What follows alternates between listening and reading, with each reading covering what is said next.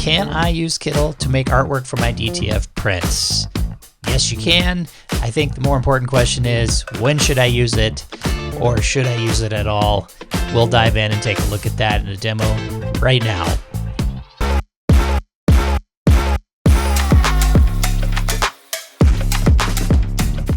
Here we have Kittl. I say yet another online image editing software because Kittl, like Canva and others, uses the native browser drawing APIs to allow you to edit artwork. But here we have Kittl, and then I've got another tab with Kittl opened here. That's just a blank screen. Now, I don't want this to be a Kittl how-to video. There's plenty of those out there. What I want to show you are the key points as it relates to creating artwork for DTFs. And I guess the first place we could start is like, let's just make something real quick. I'm gonna grab a circle. I'll drop it in here. And I'll say this, it is really easy to use. If you're familiar with any other tools out there, this is quite simple to use. I'm just gonna make that background, I don't know, let's leave it black. But I also want to add a border, so I'll click here, and in this case I'm gonna just drop down here and add like maybe a green border, and let's change that size of that border. Maybe we'll make it really big like this. Okay, so I got that. Let's add a little piece of text to it. I'm gonna add just an easy headline here, and I'll drag it, move it up here, and as I've used this before, we'll create one. We'll call it Monster, because if you've seen any other videos, I like to use my monster artwork that I have pre-made. Now, I did need to upload Monster ahead of time. I couldn't just drag it and drop it from off screen, so I went in and I added an upload. It's just this PNG. It's got a transparent background, and I will go ahead now. From there, I should be able to drag it in. Ah, look at that. Let's also resize this so it's kind of like sticks out like that.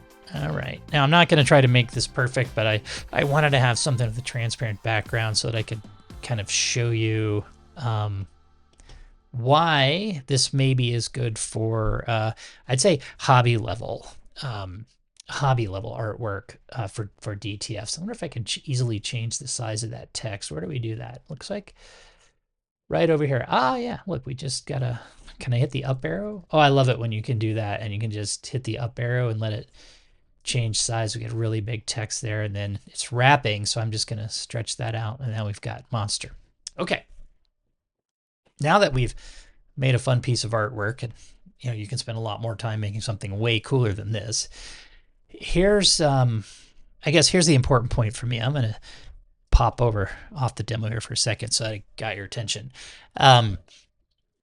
If you're doing this as a, I guess, a hobby, or just like small things, maybe you're just making something for your high school play, or you're doing some kind of just like a friend fun shirt, not like high volume, big job stuff, I think this would probably work fine. The caveat I like to give is if you want to do anything that's going to be like for a brand where they really require accurate color matching, the bottom line is these tools just simply won't work. So not to cast shade on these because I think they're wonderful tools, but what I would say about tools like Kittl or Canva is they are great sort of hobby level tools or low volume job level tools where things like professional color matching really don't matter. And the reason is they just simply can't do professional color matching. They're missing features like CMYK color space. They're missing features like the ability to use spot colors when you need to have, like, say, variations on a Pantone that you have to match 100%. Now, if you don't know what those means, we've got plenty of videos on spot colors and color theory and things like that. But I just want to stress that, you know, these are fantastic tools for, you know, small job, hobby level things. But if you're going to do something professional where you've got high volume jobs that require color matching for brands, you need to use a tool like Adobe Illustrator, Corel Draw, something where you have finer grain control over those. All right, let's jump back into the demo here. Now, having said that, let's assume we're just doing this for fun. We like the artwork. Here's the other thing you have to keep in mind. This is a pretty standard hook for Canva, for this and for others, where if you want to export something with a transparent background, you have to pay to do that. So if I say I want to export this art board, well, let's see how it is. Now I'm doing this for the first time, so don't hold it, don't hold it against me that I'm going a little slower. Let's export this. We're going to export this as a PNG. The reason being, a PNG supports a transparent background, and with DTFs, you're going to want to have a transparent background. Okay.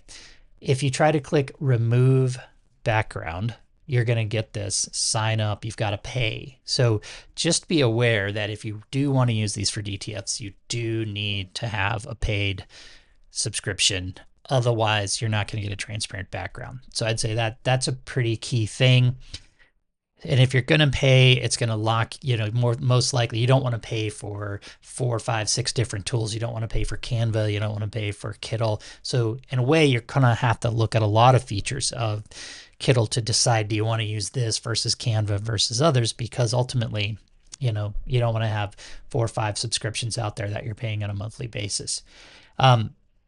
Let's assume you pay for this. You'd want to make sure that you click transparent background, and then you're going to export it.